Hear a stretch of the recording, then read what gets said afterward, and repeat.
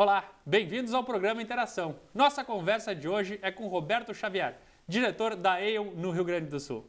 Roberto, muito obrigado por participar aqui de nosso programa. Eu que agradeço. Vamos começar contando um pouco o que é a Aon, o que faz a Aon, Roberto?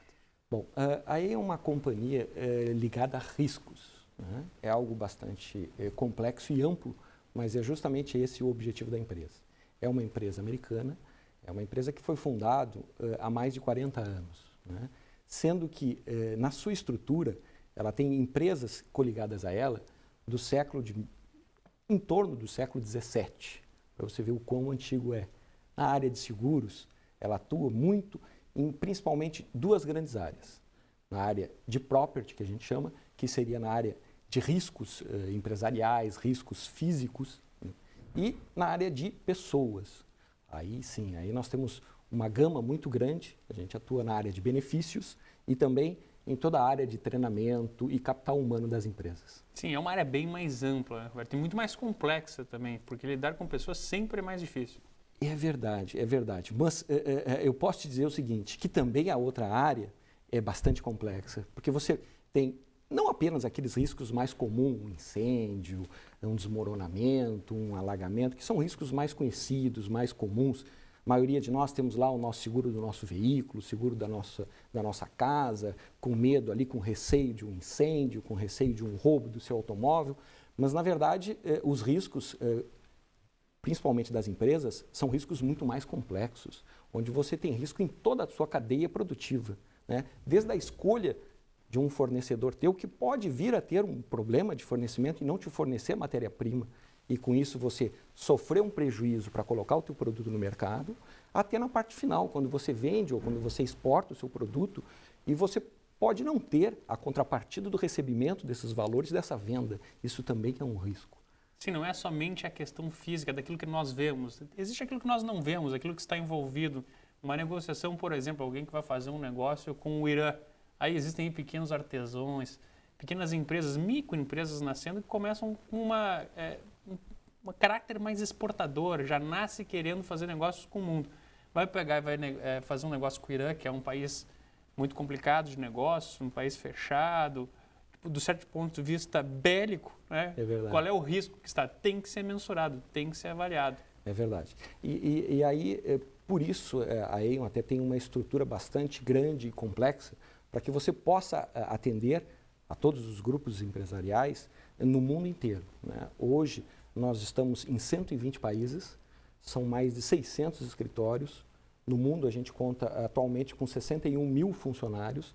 São números grandes, são números que, de certa forma, impressionam. São números gigantescos.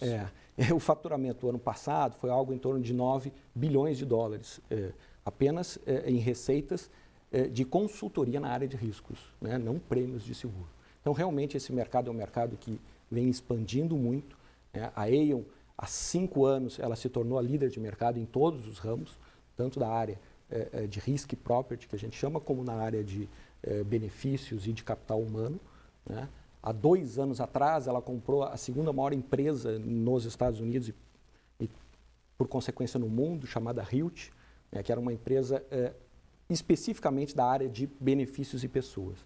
Então, ela era muito forte na área de property e de riscos e conseguiu, com essa junção, tornar-se também uma grande empresa na área de pessoas. E nessa parte de pessoas, a gente vendo aí a ascensão das classes no Brasil, as pessoas cada vez mais participando do mercado. Como é que funcionam esses benefícios? Hoje, certamente, existe muito mais beneficiados do que antigamente. Como é que foi o crescimento desse mercado? Qual é o comportamento hoje? Qual é a nossa realidade? E para onde é que a gente vai?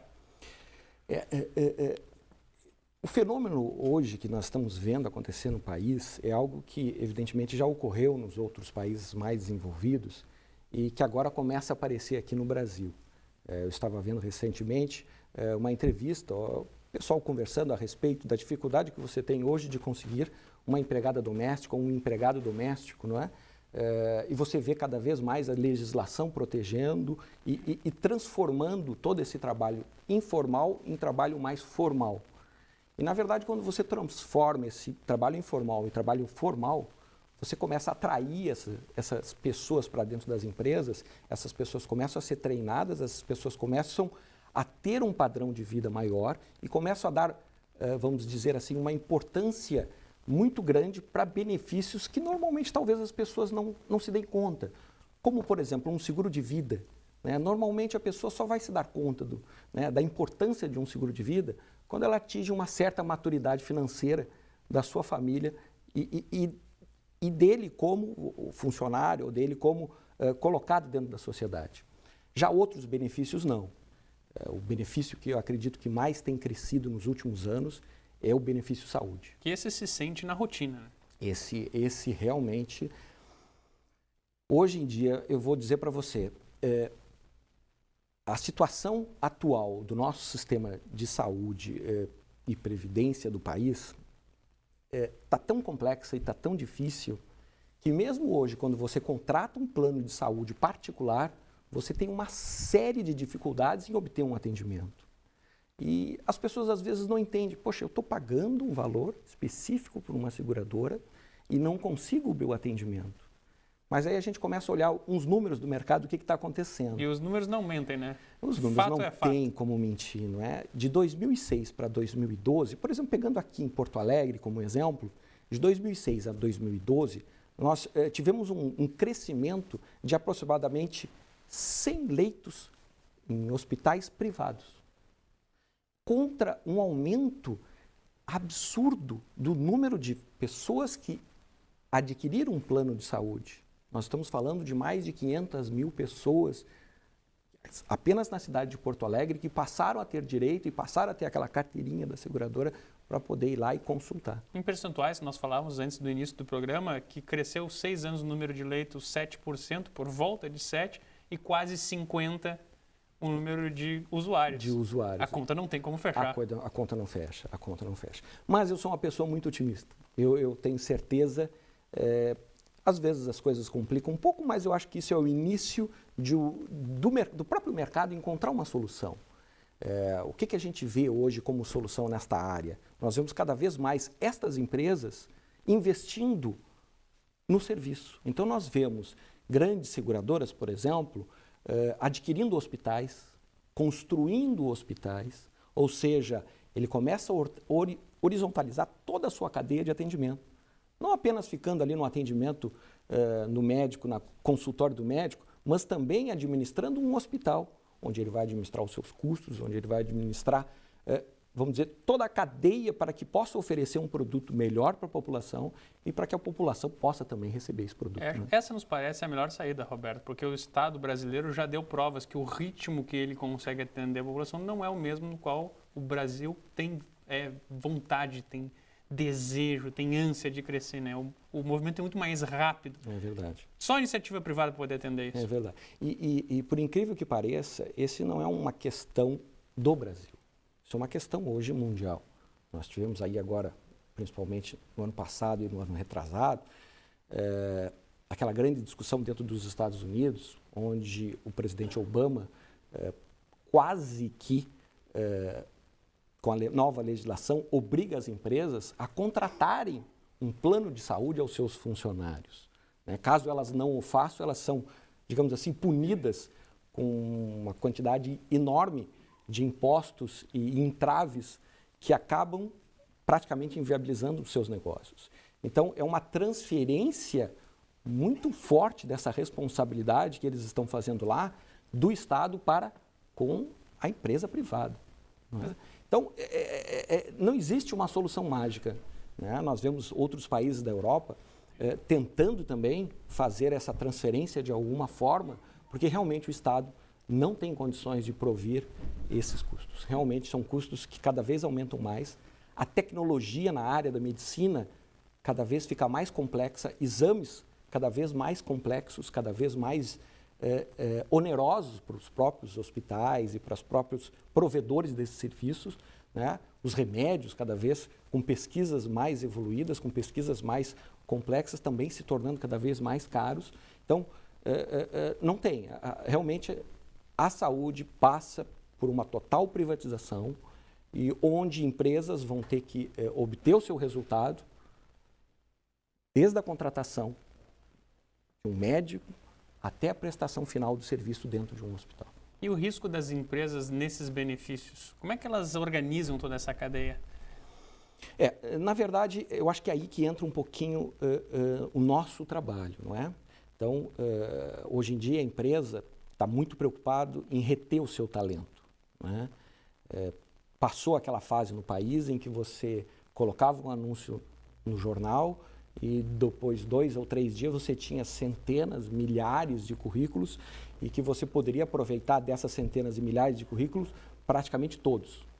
Hoje em dia você continua recebendo bastantes currículos, mas desses, pouquíssimos têm a qualificação que a função o exige, né?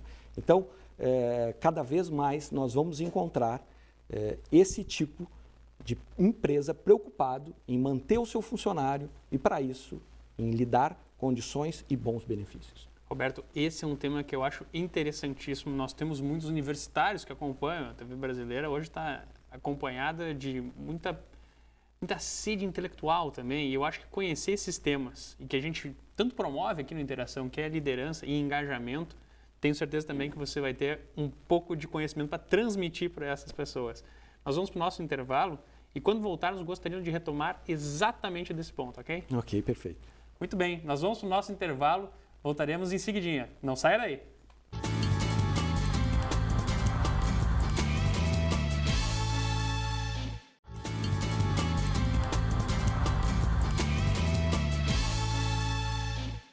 Estamos de volta. Nossa entrevista de hoje é com Roberto Xavier, diretor regional da Aon. Roberto, nós falávamos no bloco anterior todo esse gerenciamento de risco e a retenção de talentos. Você trazia o exemplo de receber, as empresas recebem muitos currículos, mas às vezes falta aquela qualificação necessária. Então, eu gostaria de tocar aí na questão da formação.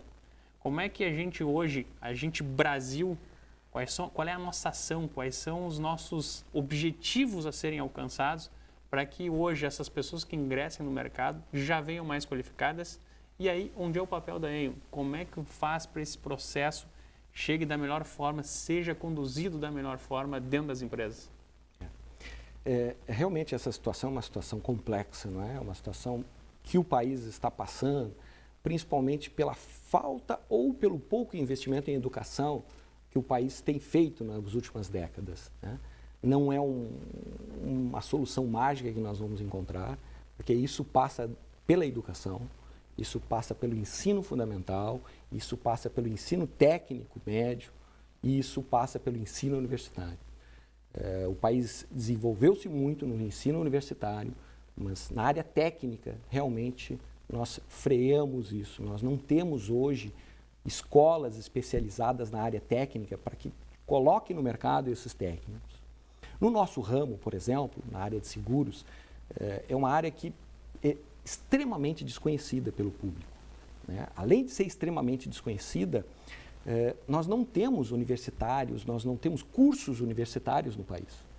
Está sendo feito um agora no Rio de Janeiro, um primeiro, mas você vê aqui no Rio Grande do Sul, por exemplo, nós não temos nenhum curso que possa formar um técnico para que ele possa, de alguma forma, desenvolver o seu trabalho. E isso eu estou falando apenas na nossa área, na área de seguros. Então, hoje, quem quer se especializar, quem considerar esse mercado interessante, tem poucas alternativas. Vai ter que entrar dentro de uma empresa e se formar dentro dela.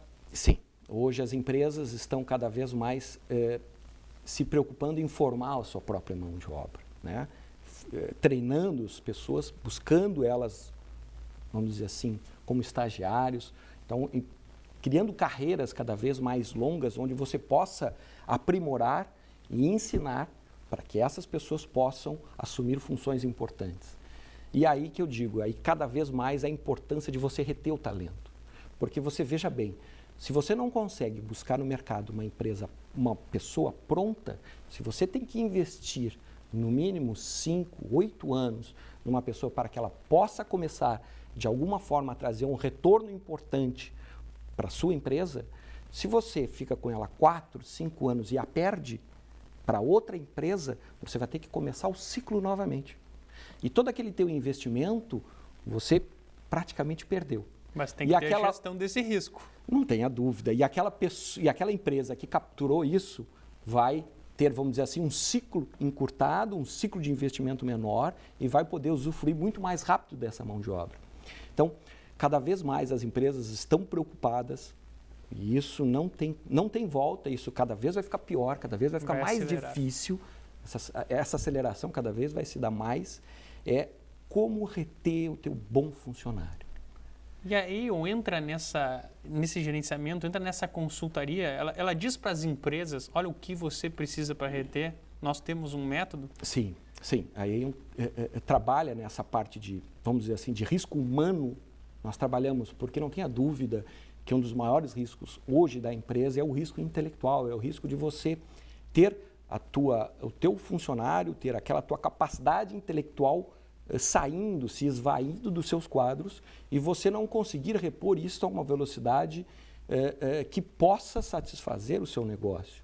Então, há pouco tempo aqui no Estado, 1 ou 2 anos atrás, nós tivemos uma grande corrida e ainda temos por engenheiros. Então, engenheiros mecânicos, engenheiros metalúrgicos, engenheiros agrícolas, engenheiros químicos, são uma mão de obra fundamental, principalmente para a indústria. E nós vimos verdadeiras, digamos assim, guerras entre as empresas por esse pessoal capacitado. Né? Então, o que a empresa tem que fazer para reter? Como vamos reter? Como vamos fazer o engajamento desse funcionário dentro da sua empresa? Né? Ele se sentir parte eu acho que ele tem que se sentir parte do negócio, como se ele fosse o próprio dono. Esse é o segredo. Ele tem que crescer junto com a empresa. Né? Ele tem que ver que ele vai ter um futuro naquela empresa quanto mais essa empresa crescer. Isso é difícil. O jovem hoje, a geração Y, não te dá esse tempo. E é ansioso. É por demais ansioso. Hoje, a era do computador, a era do Facebook, do LinkedIn, o pessoal quer respostas imediatas, rápidas. Então, você vê pessoas entrando como estagiário com 18 anos, 19 anos, depois de 3, 4 anos, já quer ser diretor, já quer ser gerente. No nosso tempo, que nós não somos tão novos, não era assim. Né? Nós tinha que batalhar muito. Estagiário tinha que trabalhar bastante, estagiário para poder chegar a sonhar em ser contratado. Hoje você tem guerras por essa mão de obra. E essa é uma realidade que se aplica a todos os tamanhos de empresa, não é, Roberto? Todos. Você pode ter lá um restaurante e pode perder o seu braço direito, o seu cozinheiro, o seu melhor cozinheiro, e para repor depois não é mais uma tarefa simples. Um bom mecânico numa oficina mecânica, uma grande empresa como a Gerdau, perdeu um dos seus diretores, um dos seus gerentes. Esse é um problema que está em todas as esferas. Não tenha dúvida. E cada vez mais ferramentas que hoje são utilizadas apenas pelas grandes empresas, ferramentas de retenção, desde pesquisas salariais, desde tratamento de líderes, né? Porque isso é uma das principais também causas. Às vezes a gente não se dá conta, um líder ruim ou um chefe ruim acaba espantando muito funcionário bom. Que é a questão do clima organizacional, né? Sem Você dúvida. conhecer o ambiente, como é que as Sem pessoas dúvida. estão percebendo o ambiente à volta. Sem dúvida. Então, cada vez mais esse líder tem que ser treinado, tem que ser capacitado. Muito embora, às vezes, as pessoas digam, não, eu já nasci um líder. Não é assim, né? É como um diamante, você encontra ele bruto. Se você pegar ele bruto, como está na natureza, e botar num brinco, não vai ficar bonito, vai ficar feio. Não vai atrair, não vai de alguma forma chamar atenção.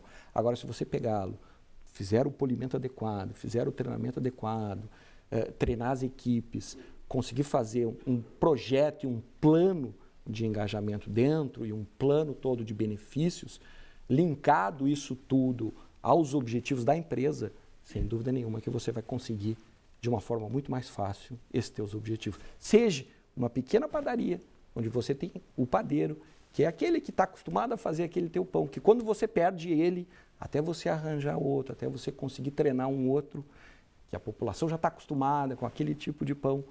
É a mesma coisa numa grande empresa, quando você perde um diretor, você perde um gerente, quando você perde um técnico. Roberto, vamos falar um pouco agora da sua carreira. Conta pra gente, você está servindo de inspiração para tanta gente que está nos assistindo.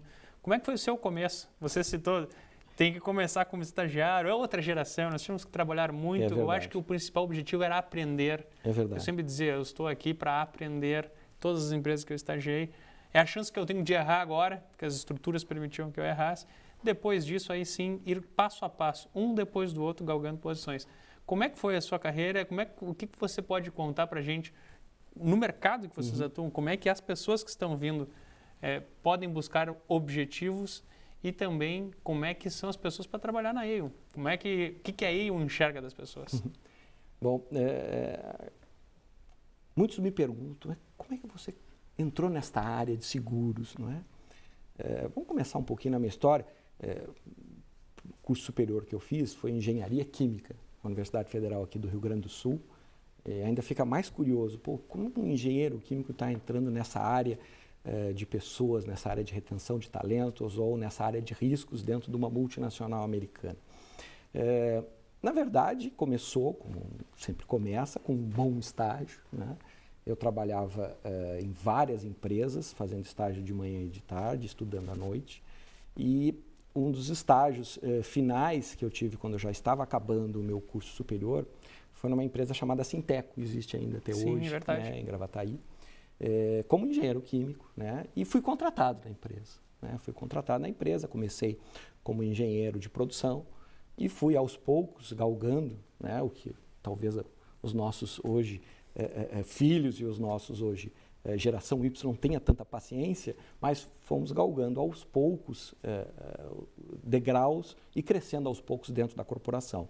Nós entramos lá como estagiário, logo que nos formamos conseguimos passar a engenheiro, depois gerente responsável pela área, até que chegamos a diretor, né? Então, eu tive muito essa visão do que é uma indústria. Esse processo durou quantos anos, só para que as pessoas entendam como era difícil? Eu fiquei lá de 86 a 96. 10 anos. 10 anos.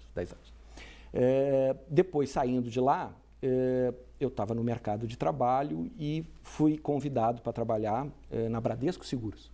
Aí dentro de uma seguradora, numa grande seguradora, e aí sim comecei a ver o outro lado. Eu tinha a visão da indústria, como a indústria via os seus riscos, como ela mitigava os seus riscos, e aí comecei a ver como uma seguradora vê isso, como uma seguradora compra um risco, né? Como é que ela subscreve, nós usamos dentro do mercado de seguros essa palavra subscreve, né? Como ela compra esse risco, como ela quantifica esse risco, né? Então, trabalhei também há algo em torno de 9 anos dentro da Bradesco Seguros, até que finalmente fui convidado para trabalhar na AIO, nessa multinacional americana, que faz justamente esse link, né? Fica justamente entre esses dois mundos, né? O mundo que necessita transferir o risco e o mundo que compra o risco, né? Então, justamente como a gente administra esses riscos e como a gente pode transferir ou não esses riscos. É um mercado que vai crescer muito ainda? Você indica para as pessoas buscarem se comprometer? Sem dúvida. Apenas um exemplo rápido. O PIB cresceu menos de 2% ano passado. Não vamos nem falar nisso, né? Não vamos, Mas a área de seguros cresceu 20%. É um belo número. É um belo número. Mas... E ainda hoje, o valor total de investimento em seguro no país representa 5% do PIB. Só para ter uma ideia, países mais evoluídos, Estados Unidos é 10%, Inglaterra nós estamos falando de 14%. Tem muito espaço para o Brasil crescer ainda, com muitas outras oportunidades. É verdade. Quero agradecer muito sua participação, obrigado por ter dividido sua experiência aqui conosco e deixar o convite para a gente seguir num próximo programa aqui. Eu que agradeço. Muito obrigado, viu, Roberto? Obrigado também você, nosso amigo do programa Interação, que nos acompanhou hoje. Você pode acompanhar nosso programa através do Facebook, por nossa página Programa Interação ou pelo nosso site no www.gustavoN.com.br. Até nosso próximo programa.